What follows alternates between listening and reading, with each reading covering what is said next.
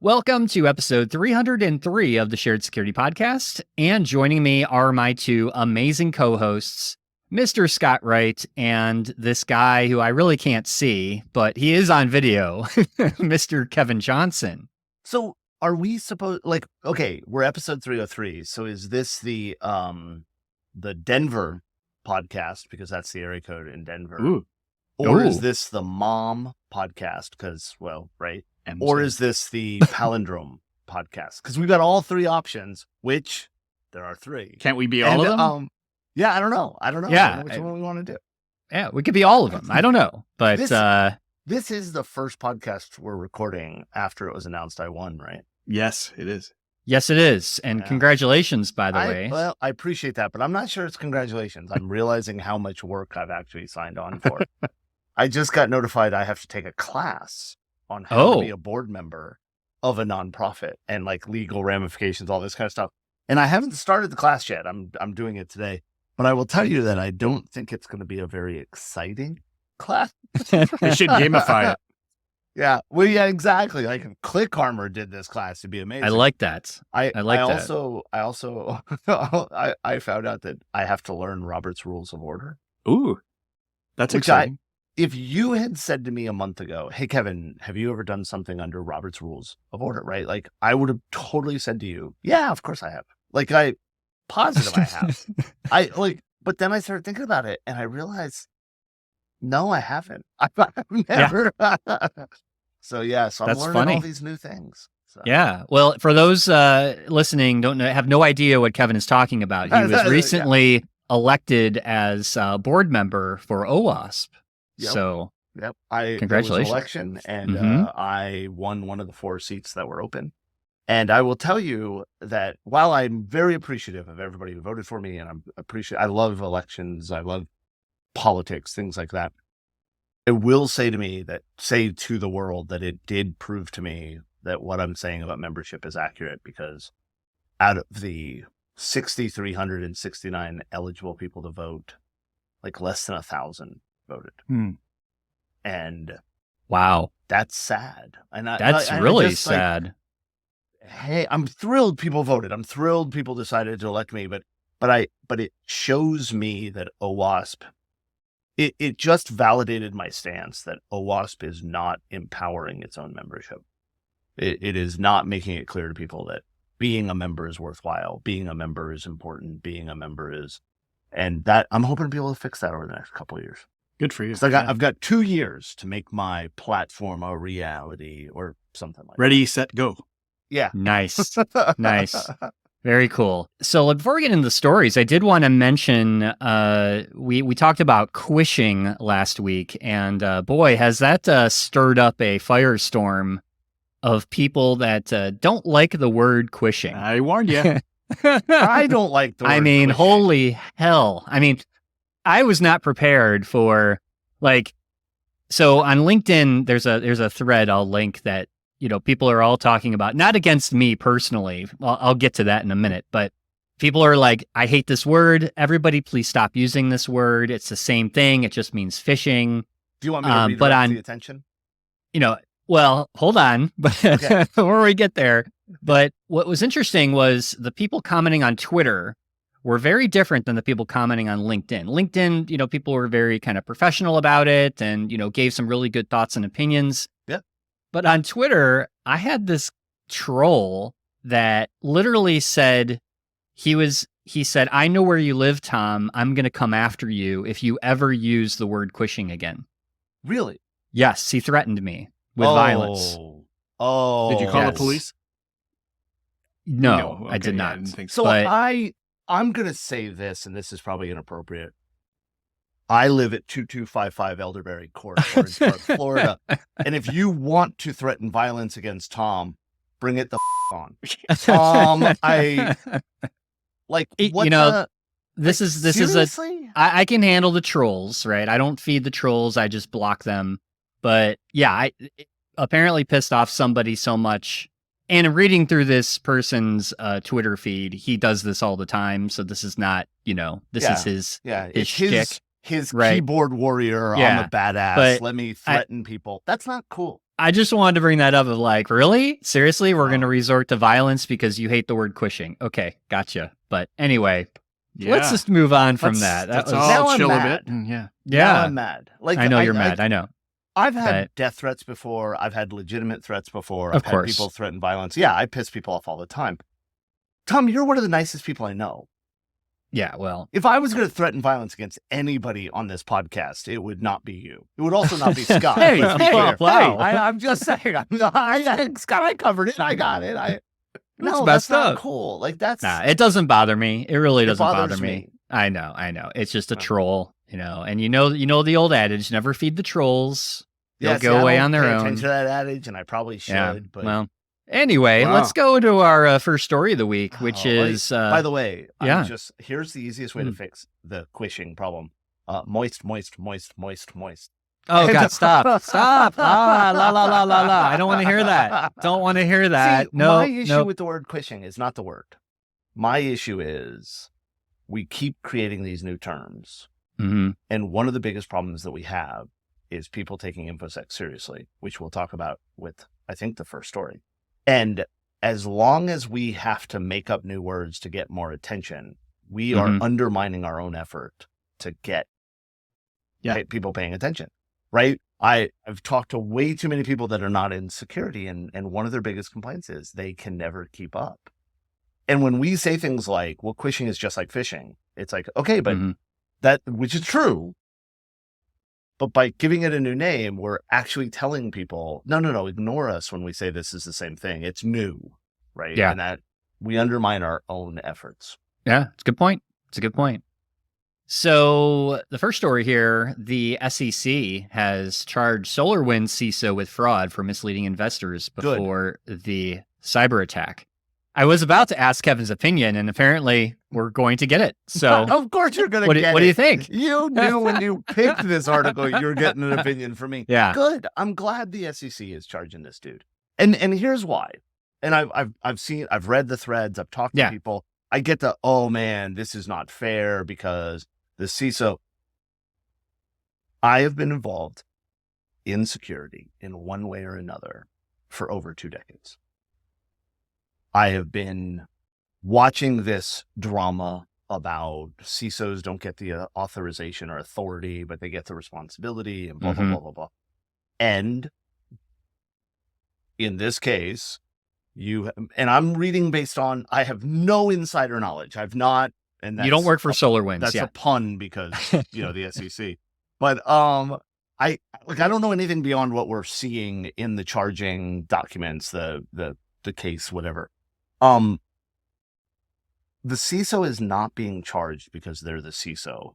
The CISO is not being charged because the other people in the company did stuff and the CISO wasn't able to fix it. The CISO is being charged because the CISO knew about problems and then lied in documents. Plain and simple. This is the same thing as with the Uber.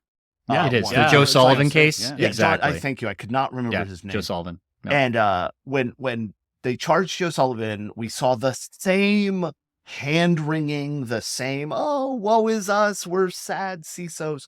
Look, I've been in IANS faculty since too damn long. I've been in IANS faculty forever. And Phil Gardner, the CEO of IANS, has often done a keynote where he talks about security wants to eat at the big people table, at the adult table, right? We've been relegated, and with Thanksgiving coming up, right? We've been relegated to the kids' table and not had the authority that we needed.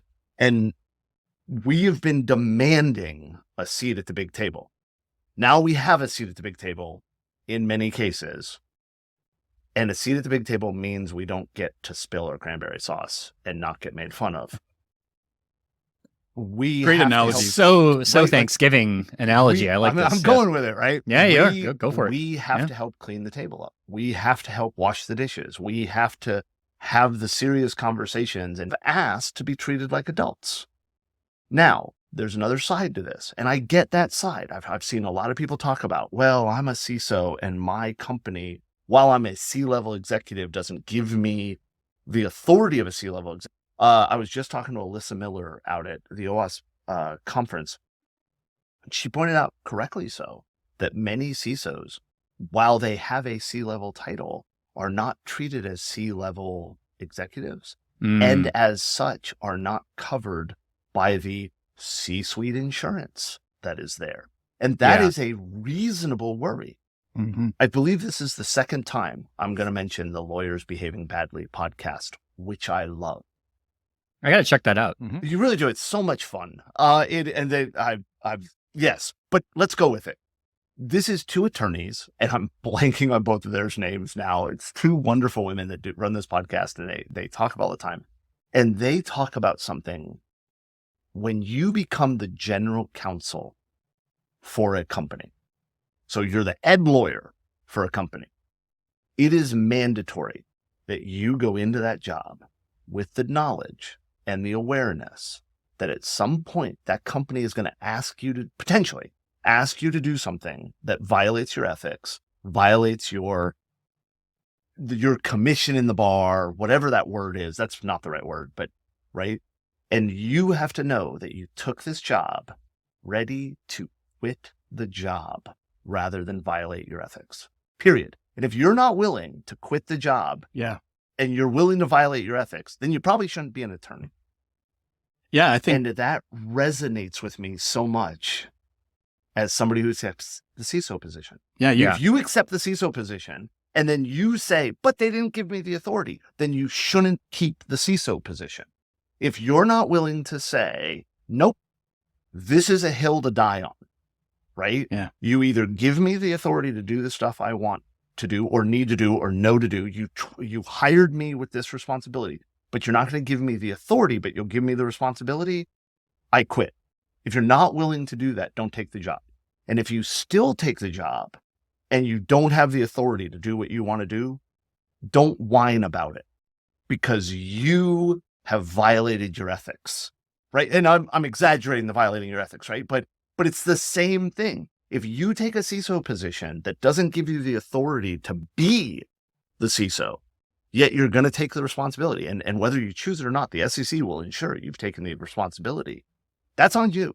And when you whine about the fact that you got charged with something and you didn't have the authority, but you knew you didn't have the authority, I'm going to play a very, very small violin. And I don't play violins very much.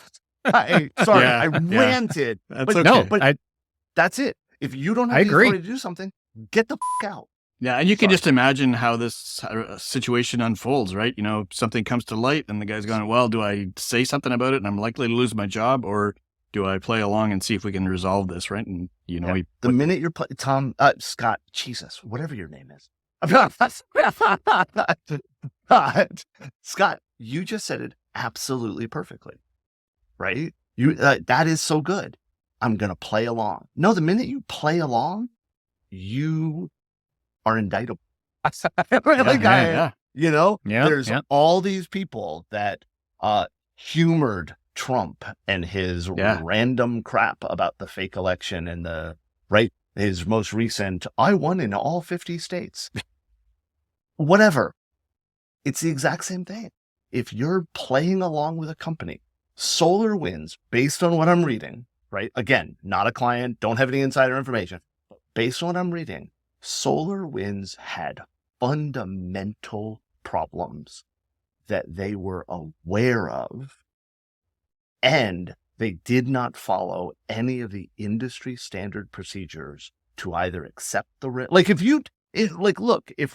and prove me wrong, please. If this is out there, if they knew about these risks and they went through an actual risk assessment and then said, you know what? It's okay that our password is SolarWinds 123, right? We accept that risk and we documented it and we documented when we had to review it. Then I would agree with all the hand wringing about him being sued because he would have followed industry standards. He would have followed the process. We may disagree with the result. We may disagree with the acceptance of the risk, but then at least you did your job. But in this case, what we're hearing is it became a joke. They laughed about it. And it's not, and I've seen people, well, he's getting charged because he made jokes. Don't make jokes. I saw somebody yesterday and I refrained from responding, which doesn't happen very often. But I saw somebody post yesterday, well, the immediate reaction to this case is to know that as a CISO, you should never make jokes. No, you absolutely should make jokes. You know how you call a spider with 10 eyes? What? A spy-iter. But, Gosh. right, it's not a problem with him making jokes. The jokes are just the overt act in proof of the problem. Yeah. Right? It's not that you made a joke. It's that you made a joke and then apparently did nothing to fix the issue. Yeah. While, oh, by the way, profiting from the stock. Mm-hmm. Yeah. And that last part is the key thing. Yeah. I have nothing else to add. You've said Sorry. exactly what my thoughts were too. So thank you. Thank you for that. This whole thing, I'm getting so I- irritated with InfoSec influencers that don't actually know how to read English. Influencers. Yeah. Yes. Yes. Yeah. Okay, cool. So I know Scott's got some limited time, so Yep, I sorry, do I'll want shut to jump to our next story. But it's our favorite segment, which we lovingly call Aware Much?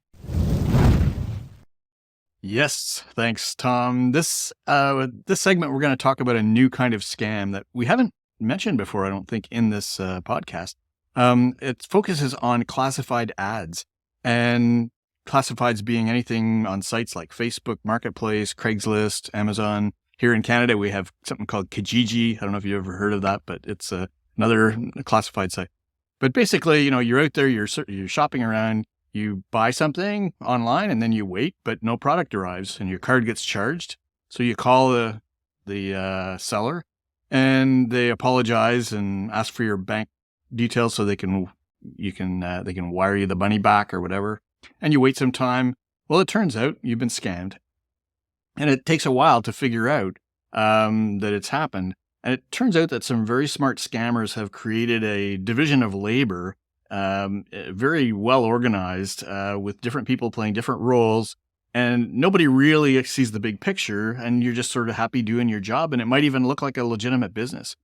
But, is this really a pyramid scheme? I wanted to ask you guys, what do you guys think? I think this is just the evolution of, scammers running a very good business, to be honest. I mean, the way that definition of good. I mean, I'm actually impressed that they've gone to this level of having people take so much money off of the top for, they have customer support. They have people that will help other scammers with cards not working. It's really run like a pure on SaaS-based business. Mm-hmm. I think the scam itself is interesting because, if you read we'll link the article in the show notes, but it's really hard to find out if you're being scammed. There's some clues, right? Mm-hmm. If they ask you hey, we'll reimburse you, your credit card because you never got the product, but we need your bank account. Yeah. Right. Yeah. So give us your bank account information and Exactly. we'll, refund you directly that way. So, and I think there's things well, we only use Telegram for communication. Yeah. That should be a huge red flag right there. Yeah. Yeah. But I find this really interesting. Yeah. What do you think, Kevin? It's the same. Yeah. This is one of those cases where it proves out the idea that there is an underground economy. This is not just, bad people do bad stuff. This is actually an entire effort to make money, profitability, running different infrastructures, dealing with all this stuff. It is mind-blowing how. Yeah. Will they someday have an complex. Underground SEC, do you think? Yes, they have an underground SEC. Definitely. Oh, man. Well, some of the tips that you can sort of, as Tom mentioned, if they're asking you to go off the platform to communicate, even by phone or email, you should stay on the platform with people you don't know, just so it can be monitored and logged. And also, any extremely low prices are really just sort of bait to get you because it doesn't cost them anything because they're not going to ship you anything. And, other things like scrutinizing the URLs for just clues and signals. And they also use caller ID that looks like local numbers, and that can kind of throw people a bit and say, well, if it's nearby, nobody's going to be trying to scam me, but it could be thousands of miles away. So anyway, yeah, just a new kinds of scam to watch out for, and it's becoming more sophisticated. So this installment of Aware Much was brought to you by ClickArmor, the first fully interactive security awareness platform that specializes in remediation and role-based training. We can help train staff in how to face scenarios that they'll see in the real world, all within a safe and engaging gamified learning environment. We also sponsor the Cybersecurity Awareness Forum, where we run bi-weekly panel discussions for security awareness managers and people who are passionate about building strong security culture. So visit ClickArmor at clickarmor.ca to learn about our gamified role-based security awareness training platform. And join the CSAF on our same webpage, clickarmor.ca. You can sign up on our pop-up. So that's it for this installment of Aware Much? Just in time. Thank you, Scott. So I know you got to run because I know you got a hard stop. We're going to skip the third story today. I know we are having some technical difficulties. We're using a new video audio recording platform. So, but still, I love the conversation about the CISO. I think that's one that's going to continue as we hear more about these types of incidents. So we'll regroup next week with the third topic. And for now, we will talk to everyone again next week. Thanks for watching or listening to this episode. If you'd like to help support the podcast and get early access to new episodes with no ads, plus many more exclusive benefits, become an official supporter of the podcast for only $5 a month. Visit sharedsecurity.net/supporter for more details.